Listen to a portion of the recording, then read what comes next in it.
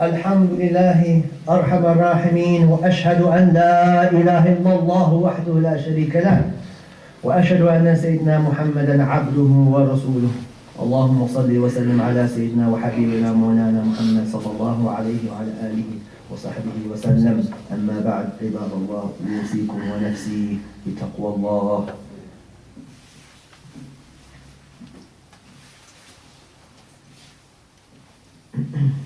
Alhamdulillah, one of the great blessings of our Prophet sallallahu alaihi wasallam is that he has explained to us how we make good of a bad situation. And our Prophet sallallahu alaihi wasallam has not left any door of khair except he has explained it to us and showed it to us. And there is no door of shar, a door of evil, except our Prophet sallallahu alaihi wasallam has warned us against it.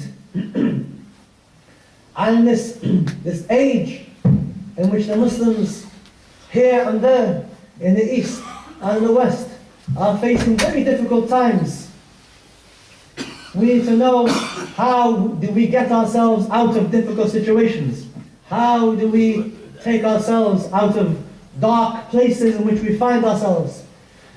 How do we find help or light at the end of the tunnel? To this extent, there's a hadith narrated by Abdullah ibn Umar, there's a hadith narrated by Imam Bukhari and Imam Muslim, in which the Prophet sallallahu alaihi wasallam tells us that before the time of the Muslims, there were three men, and these three men, they caught themselves in rain, and they were narration a storm. And to find shelter from the rain, they went to a ghar, a cave, to seek shelter from the rain and from the harm of the rain. And as they took shelter in this dark cave, all of a sudden a rock slid from outside, from the mountain, and closed off the entrance to the cave. So these three men were trapped in a cave, very similar to a grave. And they looked at each other, and facing the possibility of maut, of death, they turned only to Allah Azza wa Jal. And they said, one of them said to them, the only way out of this dark place, the only way out of this despair, the only way for us to get out of this difficulty that we have found ourselves in, is to look to our good deeds. What good a'mal, what good deeds have we done, in order we can ask Allah Azza wa Jal بِحَقِّ أَعْمَالِنَا, by the deeds, by the right of our good deeds, we can ask Allah to remove the rock from the cliff, from the cave. So the first man spoke, and he said, I had parents who were very old, and they all thought about what could they use. They all thought about their good deeds. And the first thing that came to the first man of the good deeds, in which he hoped Allah Azza wa Jal would accept, was a good deed he used to do for his family. And he used to give milk. He used to go and draw milk from the animal. He used to milk the animal, and he would give milk to his mother and father who were very old. And he would always give them their milk before he would give his own children. And one day, this man, he said, and one day I came back very late from my work, from the forests. And by the time I got back, it was very dark. And despite this, I went and I milked the animal. And I brought the milk into the house. However, I found that my mother and father, who were very old, had gone to sleep. And I karihtu, he said, I disliked to break my aada, my good tradition of feeding them first before my own family. So he said, I decided to wait at the bed, and I did not want to wake them up, but nor did I want to give my children their milk, because I wanted to put my parents first. And he said he waited, and he waited until Fajr time came, and he waited until the day began, daylight, and then he said that his children woke up, his own children, and they were crying because they wanted something to eat. However, despite this, he gave his mother and father their milk. He fed them Abu wa Ummu. He put his father and mother first. And when they woke up, he gave them the milk, and then gave the rest to his own family and children, not neglecting his children. And he said, this man in the cave, after explaining what he thought was the best of his deeds, he turned round and he said, in the darkness of the cave, where only Allah can hear him and these two men, he said, Ya Allah, if I have done this good deed, if you know I have done this good deed to seek your happiness, your rida, your contentment, then Allah, if you have accepted this and I have pleased you by doing this, then remove the rock from the cave. And then a miracle happened, that the stone, the rock, moved. Allah Azza wa Jal can do whatever He wants. He does not need any asbab. He can say, kun, be, and it is. However, the rock was not enough for them to get out. The space that was left was not enough for all three to leave. Not even one person to leave. So the second one, after thinking deeply over what he could use to plead and ask Allah to remove this rock, he got up, and the second man said, Oh Allah, Ya Allah, I had a cousin, a female relative, and in the tradition of these people, a person can marry his cousin. This is not something strange, many people do it. And he said that he loved his female cousin, he loved her a lot.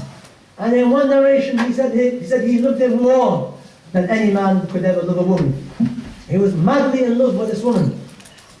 And you should know that when a person is in love, then the famous saying, love blinds, yu'ma. Love blinds a person.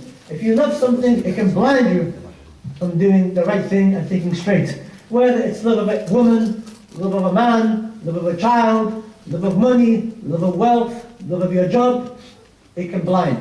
The only love that does not blind, the only love that opens your eyes and makes you see in the darkness is love of Allah and His Messenger sallallahu alayhi wa alihi wa sallam. Despite this man, he said he loved this woman so much, and he said he tried to seduce her. He tried to make advances upon her, and she feared God, and she rejected his proposals, and she rejected his seduction, and she went away. Then he says, many years later, and his love only increased for this woman, that a famine, majaa, a famine came down on these people, and they were in distress. And he said that one day my cousin, who I still love deeply, she came to me and she begged me to give her some money. So I gave her some gold. And however, again, love blinds, he made it conditional. He said, I'll give you this money, no problem. However, I want you to give yourself to me. Give yourself to me so that I may have what I want, what a man wants from a woman. And she, in difficulty, ما بين هذا وهذا, he then said, she agreed, unwillingly, being forced to do something. And when people force to do things that they don't want to do by using poverty or wealth this is from the kaba'ir, the major sins. Because you're taking advantage of a person. And then she frees herself for him. And in one narration, he says that he was about to take what a man takes from a woman. And she says to him,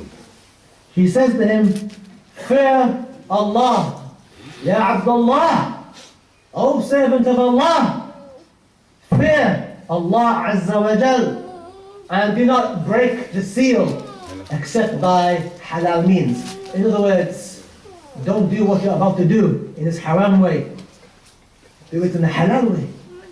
And this man, despite his ishq, despite his mahabba, despite this love, this obsession, infatuation, he then came to his senses and he pulled himself back and he said to her, take the money and leave. And he did not take from her what a man would take from a woman. Then he said, the second man, he said, Ya Allah, if you know I did this for your sake, if you know that I stopped doing the haram that I was about to do out of fear of you, hoping to please you, no other reason I stopped. Oh Allah, if you know I did this for you, then don't forget me today. Don't forget us today. Ya Allah, remove the rock from the cave. And Allah Azza wa Jalla then moved the rock. And he saw the rock move. However, the rock was not enough for all three, nor two, nor even one to get out. So the third and final man, he got up. Everything rests on this third man. Everything rests now on this third man. The lives of all three rest on the deeds of this last man. So the third man gets up after having time to think, and he says, Oh Allah, he asks her, he's talking to Allah, Ya Allah, one day I hired istijar, I hired a group of people, laborers, to do some work for me. And they did this work, and at the end of the day, when they finished their work, I gave each one his ujra, his wage. However, one man went. One man could not be found, and he went away.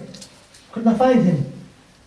And this man who hired these people, he then kept the money. And he did something very useful and very good. He took the money and he invested the wealth. Many years went by, and the wage from that day had been invested, and a great deal of wealth had come from it.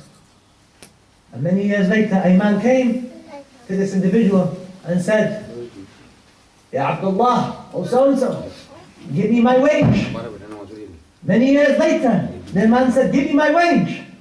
And he says, it's his right to ask for his wage. And the man, instead of giving him just his wage for that day, he did the right thing. The thing in which a taqi, a person who fears Allah, would do. And he said, you see all these camels and goats and sheep and all these things? And he goes, yes. He goes, that's your wage. And the man thought that he was joking, and he said, don't joke with me, don't fool me. Give me my wage. And he said, I am not lying. Everything you see from camels and sheep and everything else, this is your wealth. I took your money and I invested it. And all this is yours. Go take it away with you. And he took it away, and he became very rich. And he said, the third and final man in this cave, he said, Ya Allah, if you know I did this sincerely, ibtigha, seeking out your rida, your contentment, if you know I did this for no other reason, not for people, not to show off, I did this because you are Allah and to please you. If you know I did this for you, Ya Allah, remove the rock. And Allah Azza wa Jal then, by His Qudra al-Ilahiyya, removed the rock from the rock and from the cave face, and all three went out. A nice story, a beautiful story, alhamdulillah. Walakin, how does this apply to you and I in today's day and age? What do you and I take away from this? How do we incorporate this hadith into our lives, into the lives of our children, the lives of our relatives, and so forth? And this can be taken several lessons to be benefited from this hadith. The first thing is that the first man, he was a man who had birr, he was abar al-nas ila abawayh. He was somebody who was very obedient to his parents. So us being kind and obedient to our parents, irrespective of how old they are, we should respect and love our parents, and we should put our parents first when Allah Azza wa Jal tells us to do that. And we should do this, put our parents first, and not throw them into old people's homes. SubhanAllah, a person told me that his family, man and a woman, so they brought him one day, they took him out for a trip one day, and he was very old, and all of a sudden they left him outside the old people's home and they went away. They drove in the car. And he didn't know where they've gone. To this day, he does not know, Allahu Alam, where they've gone. And these are Muslims. How can you take your parents and throw them in old people's home? Think. I'm too busy. We're working. Or have financial obligations. Your mother and father did not say the same when you were a baby. They did not throw you in an orphanage. They did not throw you in the street like this. So why are you throwing your parents? And some people, subhanAllah, they just leave their parents and leave their grandparents alone, and they don't talk to them, don't speak to them at all. Only when they want something do they ask their parents. But where were they looking after their parents when they needed them? So look after your parents, and be careful not to put your wife before your parents in things in which Allah Azza wa Jalla has told you to put them first. And the second thing is to do with the man who loved this woman. And when he said that love can blind, yu'ma. So be careful. And brother or sister or anybody listening to this recording, I want you to do something. If you are sitting here and you have a relationship with an individual, a haram relationship, if you have a girlfriend, or for the women, if you have a boyfriend, then fear Allah Azza wa Jalla like this man feared Allah. And if you're having illicit relationships, if you do haram, then you have one of two options.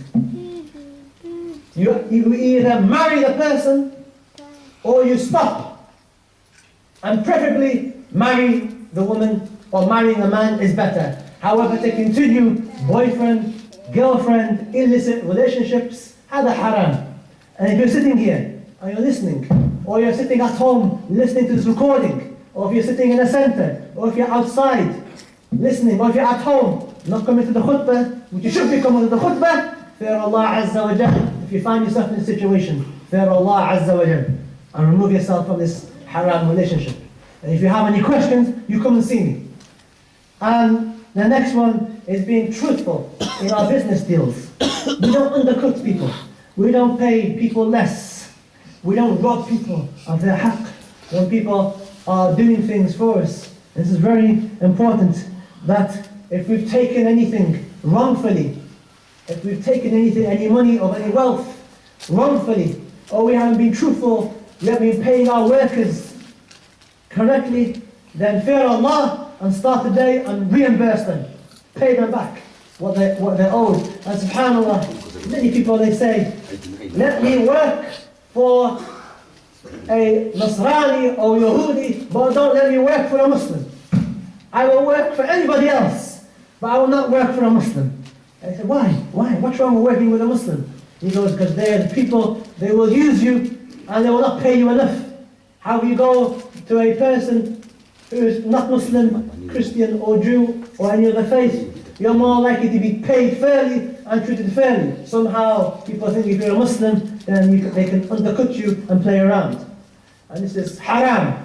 We pay our workers that which they are due, and we don't undercut people. And if you've taken any money wrongfully from any person, fear Allah and give the money back, inshallah, because on Yawm al-Qiyamah, these people will grab you on Yawm al-Qiyamah and they will say, Hat haqqi, give me my due. And on that day, you don't think you're going to give them money, they're going to take your hasanat. And finally, the great alim, Al-Imam al-Nawawi, the great scholar, he said, based on this hadith, he said, we find that it's recommended, mustahab, that we ask Allah Azza wa Jal, we do tawassul of our deeds.